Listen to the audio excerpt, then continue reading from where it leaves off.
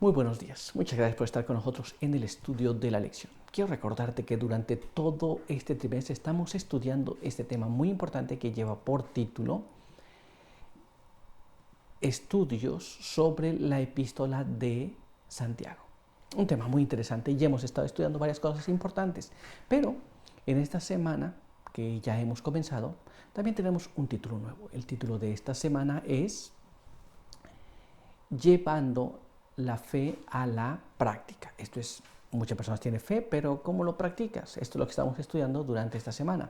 Pero antes de continuar, quiero invitarte para que juntos vayamos a la palabra de Dios y recordemos el texto que estamos aprendiendo.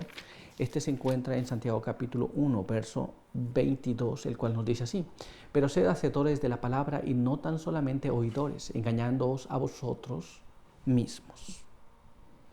Con este pensamiento en nuestra mente, quiero invitarte para que podamos tener una oración. Acompáñame.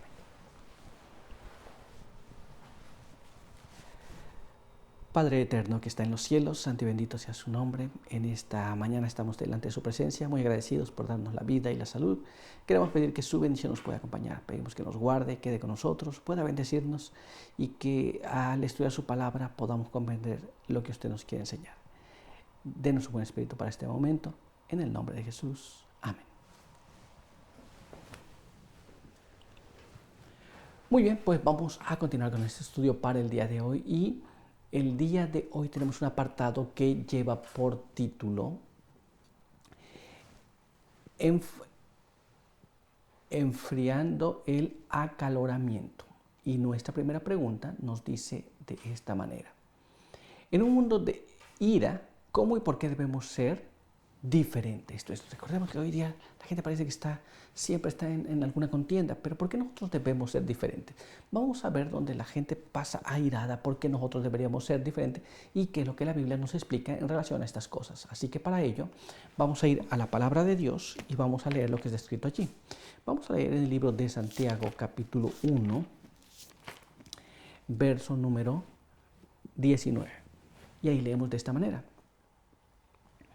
por esto, mis amados hermanos, todo hombre sea pronto para oír, tardío para hablar, tardío para airarse. Así que la Biblia nos instruye a que nosotros debemos ser tardíos para airarnos, tardíos para hablar, pero prontos para oír. Muy bien, esto es, ¿cómo deberíamos ser? Debemos ser diferentes, no debemos de ser prontos para airarnos, prontos para hablar. A veces hablamos tan pronto que decimos cosas que no convienen. A veces nos airamos tan pronto por alguna cosa que no convenía airarse. ¿Nos damos cuenta? Debemos ser diferentes, pero vamos a ver qué es lo que nos explica la pluma inspirada. Y para ello vamos a leer lo que está escrito en este siguiente párrafo. Este se encuentra en Testimonios para la Iglesia, tomo 4, en la página 239, y nos dice así: establezca como norma no pronunciar jamás palabras de censura mutua, sino que siempre que sea posible de sus bocas salgan elogios. Muy bien, esto es, a veces nosotros pasamos hablando palabras que no convienen. Muy bien, entonces por eso tenemos que ser lentos para airarnos y deberíamos de nosotros hablar elogios. Muy bien, debemos ser diferentes. Ahora vamos a ver qué más. Vamos a ver lo que nos dice este siguiente párrafo. Acompáñame. Testimonios para la Iglesia, tomo 4, página 239. Algunos piensan que la locuacidad es una virtud y hablan grandezas de su franqueza, diciendo las cosas desagradables que habitan en sus corazones. Permiten que su espíritu irascible se derrame como un torrente de reproches y acusaciones. Cuanto más hablan, más se excitan, y Satanás aprovecha la ocasión para hacer su obra porque le es muy ventajosa. Las palabras irritan a quien las escucha y la provocación es respondida con palabras aún más duras. Entonces hay personas que dicen, ¿sabe qué? Yo tengo que decir lo que yo siento. Y a veces cuando nosotros hacemos esto, no es la obra de Dios. Esto es, Satanás puede actuar en estas cosas y no es lo mejor, porque a veces una persona expresa un pensamiento que tal vez no debía expresar, pero al expresarlo, otra persona le responde y comienza una serie de discusiones. Entonces, es mucho mejor ser tardados para hablar. Muy bien, pero todavía hay más. Vamos a ver ahora lo que nos dice este siguiente párrafo. Acompáñame. Testimonios para la Iglesia, tomo 4, página 239. Finalmente, un asunto banal se convierte en un gran incendio. Ambos piensan que posiblemente sufran más pruebas de las que pueden soportar y que sus vidas son muy infelices. Con resolución, empiecen la tarea de controlar sus pensamientos, sus palabras y sus acciones. Cuando uno de ustedes sienta que se aviva el resentimiento, retírese y pida humildemente la ayuda de Dios. Entonces, cuando se trata de asuntos que no son realmente importantes, a veces se crea un asunto tan fuerte que se produce resentimiento, se producen malos pensamientos, se pronuncian malas palabras, y esto no debería ser. Cuando esto ocurra, el consejo que tenemos aquí es retírese y pida ayuda a Dios para no caer en este tipo de provocaciones y en este tipo de situaciones, porque para discutir necesita dos personas, y para comenzar una discusión necesita expresar un pensamiento, ya sea bueno o sea malo, y si nosotros podemos evitar estas cosas sería mucho mejor. Muy bien, pero vamos a continuar y vamos a ver ahora lo que nos dice nuestra siguiente pregunta. Acompáñame. ¿Por qué desagrada a Dios el temperamento irascible y cómo se cura? Esto es, ¿por qué a Dios no le agrada este temperamento que se exaspera, que está sobre el asunto, y cómo es que se puede arreglar? Vamos a ver lo que la palabra de Dios nos habla sobre estas cosas. Y para ello vamos a ir a nuestras Biblias y vamos a leer lo que está escrito aquí en el libro de Santiago, Santiago capítulo 1, y ahí vamos a leer el verso número 20. Santiago capítulo 1, verso número 20. Porque la ira del hombre no es obra de la justicia de Dios. Esto es, la ira del hombre no es un trabajo que es de Dios. Muy bien, no viene de parte de Dios esas cosas. Así que nosotros tenemos que estar claros en ese asunto. Nosotros queremos saber cómo es que a Dios no le agradan estas cosas. Bueno, Dios no está allí en medio de la ira.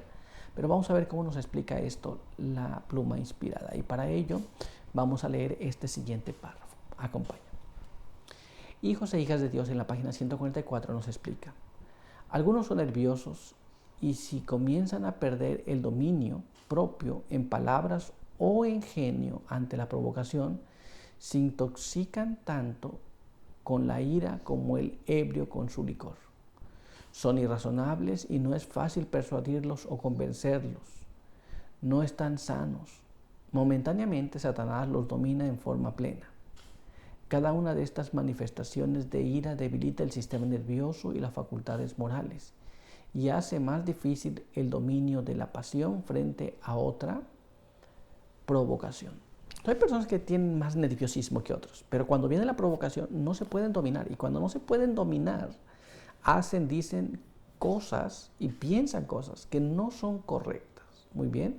Entonces tenemos que tener mucho cuidado, porque cada vez que nosotros perdemos el control de nosotros mismos, nuestro sistema nervioso se va debilitando de tal manera que se va fortaleciendo este aspecto de no poderse controlar. Pero vamos a ver qué más. Vamos a ver ahora lo que nos dice este siguiente párrafo. Y es Hijos e hijas de Dios, página 144. Y nos dice así: para esta gente hay solo un remedio: el dominio propio positivo en toda circunstancia. El esfuerzo tendiente a colocarse en lugares favorables, donde la voluntad propia no sea molestada. Puede tener éxito por un tiempo, pero Satanás sabe dónde encontrar a esas pobres almas y las atacará en sus puntos débiles una y otra vez. Se sentirán continuamente perturbadas mientras sigan pensando en sí mismas.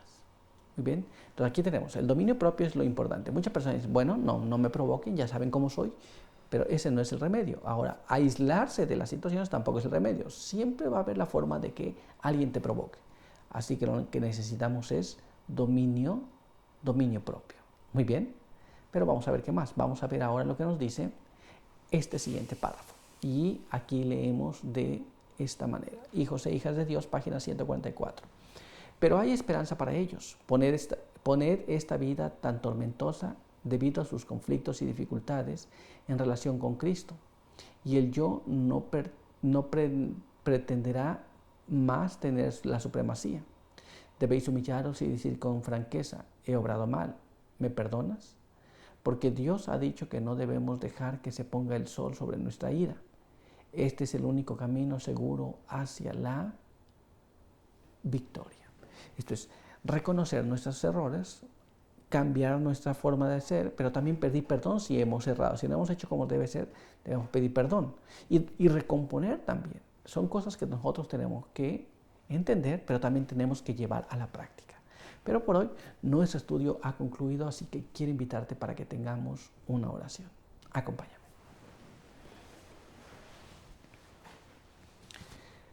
Padre eterno que está en los cielos, santo y bendito sea su nombre. En esta hora queremos agradecer por permitirnos la vida y la salud. Queremos pedir que su bendición nos pueda acompañar, pedimos que nos guarde, quede con nosotros, pueda ayudarnos cada día.